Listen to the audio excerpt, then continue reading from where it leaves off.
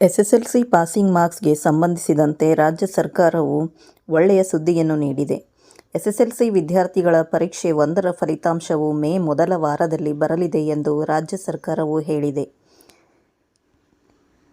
ಈ ರೀತಿ ಇರುವಾಗಲೇ ವಿದ್ಯಾರ್ಥಿಗಳಿಗೆ ಒಂದು ಒಳ್ಳೆಯ ಸುದ್ದಿಯನ್ನು ನೀಡಲಾಗಿದೆ. ಪಾಸಿಂಗ್ ಮಾರ್ಕ್ಸ್ ಹಾಗೂ ಗ್ರೇಸ್ ಮಾರ್ಕ್ಸ್ಗೆ ಸಂಬಂಧಿಸಿದಂತೆ ಮಹತ್ವದ ಬದಲಾವಣೆಗಳನ್ನು ತಂದಿರುವುದಾಗಿ ಶಿಕ್ಷಣ ಸಚಿವರು ಮಧು ಬಂಗಾರಪ್ಪನವರು ಹೇಳಿದ್ದಾರೆ. ಇದೀಗ 20 ಗ್ರೇಸ್ ಮಾರ್ಕ್ಸ್ಗಳನ್ನು 10ಕ್ಕೆ ಇಳಿಕೆ ಮಾಡಲಾಗಿದೆಯಾದರೂ ಪಾಸಿಂಗ್ ಮಾರ್ಕ್ಸ್ 35ಕ್ಕೆ ನಿಗದಿ ಮಾಡಲಾಗಿದೆ. ಪಾಸಿಂಗ್ಗೆ 35 ಅಂಕಗಳನ್ನು ನಿಗದಿ ಮಾಡಲಾಗಿದ್ದು, ಇದಕ್ಕೆ ಕನಿಷ್ಠ ಗ್ರೇಸ್ ಮಾರ್ಕ್ಸ್ಗಳನ್ನು ಈ ಹಿಂದಿನಂತೆಯೇ ಮುಂದುವರಿಸುವುದಾಗಿ ಸರ್ಕಾರವು ಹೇಳಿದೆ. ಎಸ್ಎಸ್ಎಲ್ಸಿ ಪರೀಕ್ಷೆ ಫಲಿತಾಂಶದ ಸುಧಾರಣೆಗೆ ಪರಿಚಯಿಸಲಾಗಿದ್ದ ಶೇಕಡ 10ರಷ್ಟು ಹೆಚ್ಚುವರಿ ಗ್ರೇಸ್ ಮಾರ್ಕ್ಸ್ ನೀಡುವ ಪದ್ಧತಿಯನ್ನು ಈ ವರ್ಷದಿಂದ ತೆಗೆಯಲಾಗಿದೆ. 2024ಕ್ಕೂ ಹಿಂದೆ ಇದ್ದಂತೆಯೇ ವಿದ್ಯಾರ್ಥಿಗಳು ಉತ್ತೀರ್ಣರಾಗಲು ಕನಿಷ್ಠ ಅಂಕವನ್ನು ಶೇಕಡ 35ಕ್ಕೆ ನಿಗದಿ ಮಾಡಲಾಗಿದೆ ಎಂದು ಸಚಿವರು ತಿಳಿಸಿದ್ದಾರೆ. ವಿದ್ಯಾರ್ಥಿಗಳಿಗೆ ಶೇಕಡ 10ರಷ್ಟು ಎಲ್ಲ ವಿಷಯಗಳಿಗೂ ಗ್ರೇಸ್ ಮಾರ್ಕ್ಸ್ ಇರಲ್ಲ.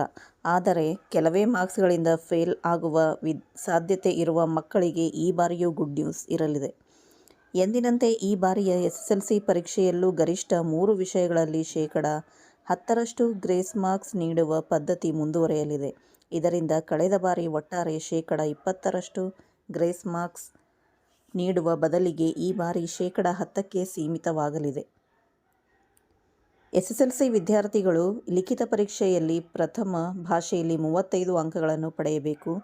ಇನ್ನುಳಿದ ವಿಷಯಗಳಲ್ಲಿ ವಿದ್ಯಾರ್ಥಿಯು ಲಿಖಿತ ಪರೀಕ್ಷೆಯಲ್ಲಿ 28 ಅಂಕ ಪಡೆಯಬೇಕು.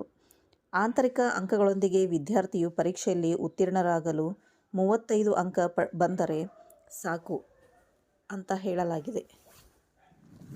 ವಿದ್ಯಾರ್ಥಿಯು 3 ವಿಷಯಗಳಲ್ಲಿ ಉತ್ತೀರ್ಣರಾದರೆ 10 ಗ್ರೇಸ್ ಅಂಕಗಳನ್ನು ಸಿಗಲಿವೆ. ಈ ಮೂಲಕ ವಿದ್ಯಾರ್ಥಿಯು ಉತ್ತೀರ್ಣರಾಗಲು ಕನಿಷ್ಠ ಅಂಕಗಳನ್ನು 219 ದಾಟಿದರೆ ಗ್ರೇಸ್ ಅಂಕಗಳು ಸಿಗಲಿವೆ ಎಂದು ಹೇಳಲಾಗಿದೆ.